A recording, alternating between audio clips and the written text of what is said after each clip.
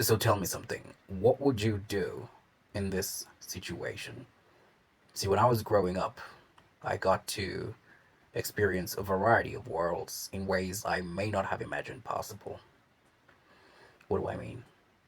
I got memories of times when my father had a very good and promising career, and my mom, well, my mom was doing an amazing job raising us in a very comfortable setup, very admirable setup.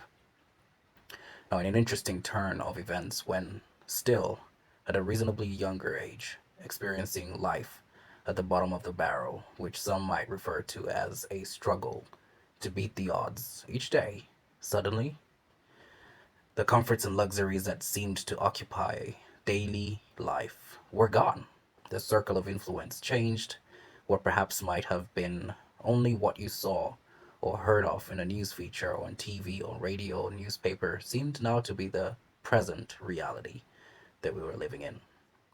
Drawing closer to the point, though, from both worlds, there always seemed to be a certain individuals whom we may have envied as we grew up, reflecting on some of the clothes that they wore, the company they kept, the places they went, what they seemed to have access to as a privilege. We could only fathom these things were possible for us.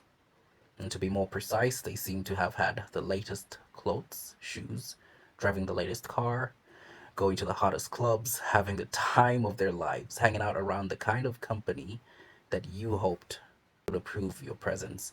Behind the glitz and the glamour, leading a life of crime that afforded them luxuries that we could only dream of. The cool kids on the block. I could go on, but I think you get the point. Now, fast forward to today. The same people who seemed untouchable at that time, you didn't want to listen to your dad or your mom, for example, telling you that all that is gonna fade. It's gonna fade away because you thought you knew better. At some point now, the same people, you meet them face to face.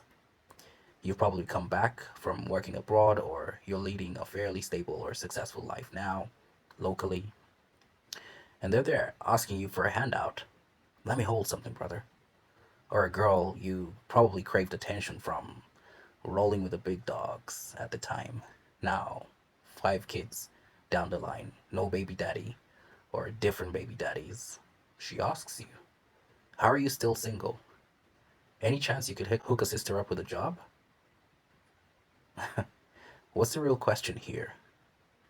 How is it that so many of those who may have seemed to have everything going for them back then seem so stuck in the same vicious cycle now? Is there any hope left for them? How is this connected to early childhood development or parenthood?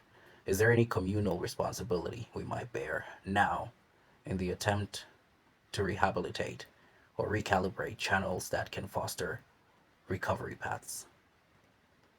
I don't think I've exhausted all the questions that could be asked in connection to this experience.